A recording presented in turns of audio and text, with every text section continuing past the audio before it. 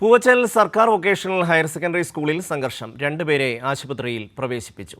Principal പ്രിയ, PTA president, ward മെമ്പറുമായ advocate രാഘവലാൽ എന്നിവരെയാണ് ആശുപത്രിയിൽ പ്രവേശിപ്പിച്ചത്. സുലേഖ ചേരുന്നു. സുലേഖ, എന്തായിരുന്നു സംഘർഷത്തിന് കാരണം? ഷർമി, ഇന്ന് രാവിലെ 10 മണിയോട് കൂടിയാണ് ഇത്തരത്തിലുള്ളൊരു സംഘർഷം സ്കൂളിൽ ഉണ്ടാകുന്നത്. സ്കൂൾ വിദ്യാർത്ഥികളുമായി ബന്ധപ്പെട്ടുള്ള മീറ്റിംഗ് നടക്കുന്ന ഒരു സാഹചര്യത്തിലാണ് ഇത്തരത്തിലൊരു സംഘർഷം ഉണ്ടാകുന്ന ഒരു സാഹചര്യം ഉണ്ടായത്.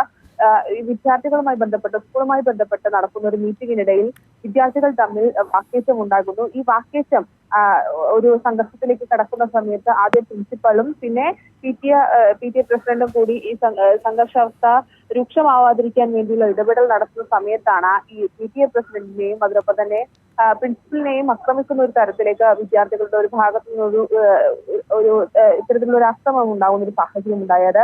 അക്രമത്തിൽ PTA പ്രസിഡന്റിനും അതിനൊപ്പം തന്നെ ഈ സ്കൂൾ പ്രിൻസിപ്പലിനും പരിക്കേറ്റിട്ടുണ്ട്.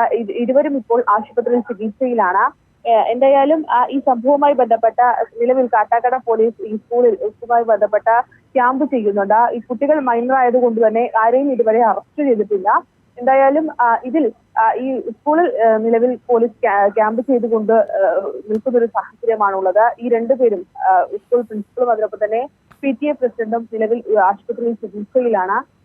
18ഓളം വരുന്ന കുട്ടികളുടെ രക്ഷിതാക്കളെ വിളിച്ച് അവരെ വീട്ടിലേക്ക് അയക്കുന്ന ഒരു സാഹചര്യമാണ് ഇന്നുണ്ടായിട്ടുള്ളത്. ഇന്ന് രാവിലെ 10 മണിയോട് കൂടിയാണ് ഇത്തരത്തിലൊരു സംഭവം കാട്ടാക്കട പൂവച്ചൽ ഹയർ സെക്കൻഡറി സ്കൂളിൽ ഉണ്ടായിട്ടുള്ളത്. എന്തായാലും ഈ ഒരു വിദ്യാർത്ഥികൾ തമ്മിലുള്ള ഒരു വാക്കേറ്റം അത് നിയന്ത്രിക്കാനാണ് PTA പ്രസിഡന്റും അതിനൊപ്പം തന്നെ സ്കൂൾ പ്രിൻസിപ്പളും ഈ സംഭവത്തിൽ ഇടപെടുന്ന ഒരു സാഹചര്യം ഉണ്ടായത്.